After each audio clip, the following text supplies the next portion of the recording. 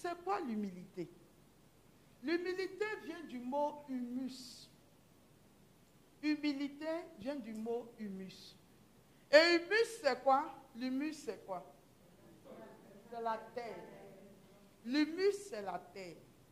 Alors, si nous voulons savoir ce que c'est que l'humilité, nous devons méditer sur la terre telle qu'elle est. Et nous allons dégager quelques points de la terre.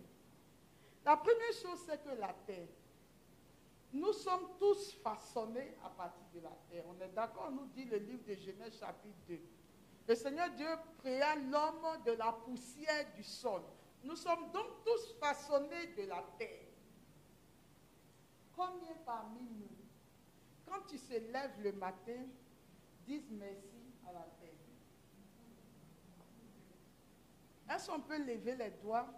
Nous qui remercions la terre parce qu'on a été tiré d'elle. Non, dans ce sens-là. La terre, je te dis merci parce que tu as permis que Dieu me crée à partir de toi. Qui prie comme ça? Personne. Je suis en train de parler de l'humilité. Et je veux que quelqu'un comprenne ce que c'est que l'humilité. Nous avons tous été tirés de la terre. C'est à partir de la terre que Dieu nous a façonnés. Mais combien disent merci à la terre parce qu'elle s'est laissée façonner par Dieu pour en faire des êtres humains? Personne. Voici le chemin de l'humilité. Arriver à faire l'autre, à le façonner, à l'aider à grandir.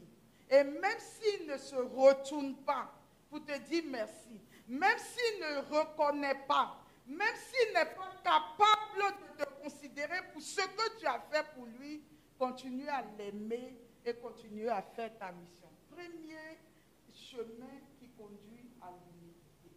La deuxième chose, quand nous voulons cracher, c'est où on crache? Sur la terre. La terre est notre mère. On verse les déchets où?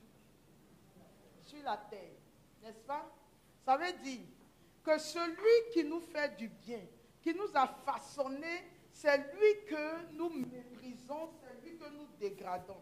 Mais est-ce que ça ne vous fait pas penser à quelqu'un qui lui aussi a donné sa vie pour nous et sur lequel nous crachons? Jésus de Nazareth. Et voilà pourquoi Jésus peut dire, je suis doux et humble de cœur.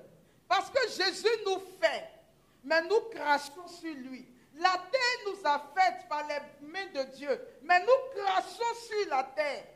L'humilité, c'est accepter que celui que tu as fait se retourne contre toi et crache sur toi, et que tu sois capable encore de le bénir et non de le maudire.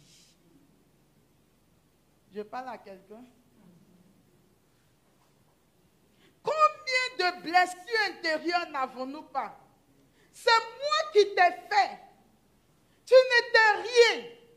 Je t'ai donné de mon temps, de mon amour, de mon argent. Je t'ai façonné. J'ai pris du temps pour toi. Aujourd'hui, tu es devenu quelque chose, tu me méprises. Que Dieu soit témoin entre toi et moi. Je voudrais dire à quelqu'un ici ce soir que si tu es dans cette dynamique, tu n'es pas.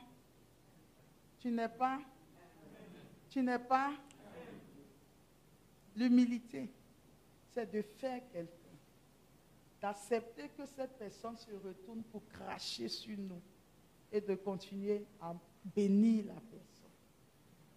Troisièmement, regardez quand il y a les grandes pluies et que la terre est glissante. Est-ce que l'homme peut avancer? On patauge, on peut même glisser pour tomber. Mais quand la terre est ferme, on peut faire des pas pour avancer. Ça veut dire que la terre nous aide à avancer. Combien se sont déjà levés un matin pour dire, Seigneur, merci pour la fermeté de la terre qui me permet de faire des pas pour aller de l'avant? Personne.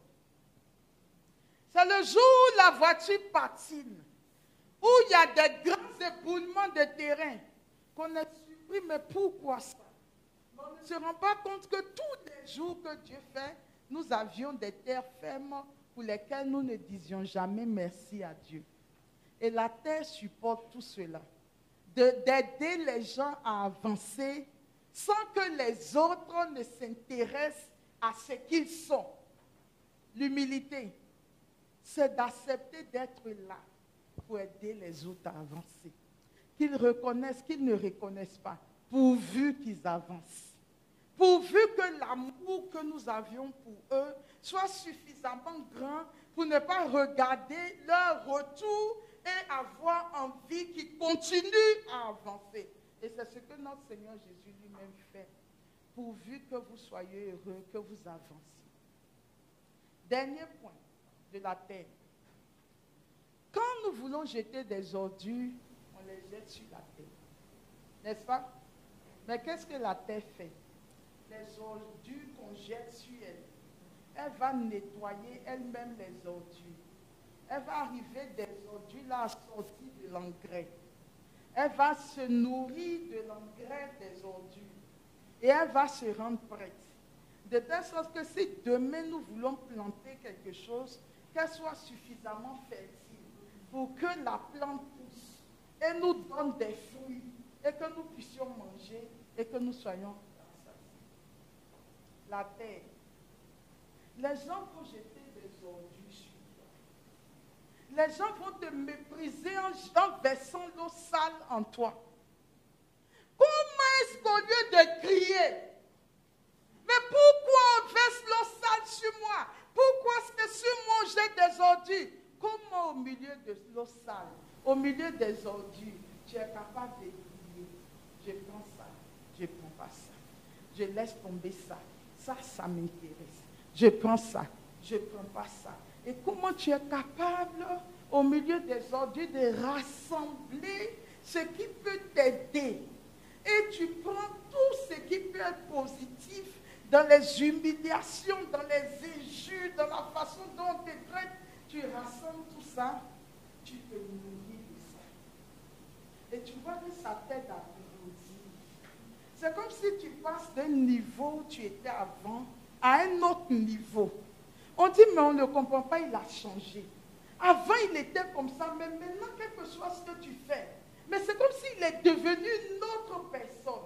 Tu passes d'un niveau, c'est-à-dire les ordures t'ont aidé à trouver de l'engrais, et l'engrais t'a aidé à grandir, et ces mêmes personnes qui t'ont jeté des ordures, quand elles reviendront vers toi, et qu'elles voudront se confier à toi, qu'elles vont te voir agir, elles vont dire, il y a quelque chose qui a changé.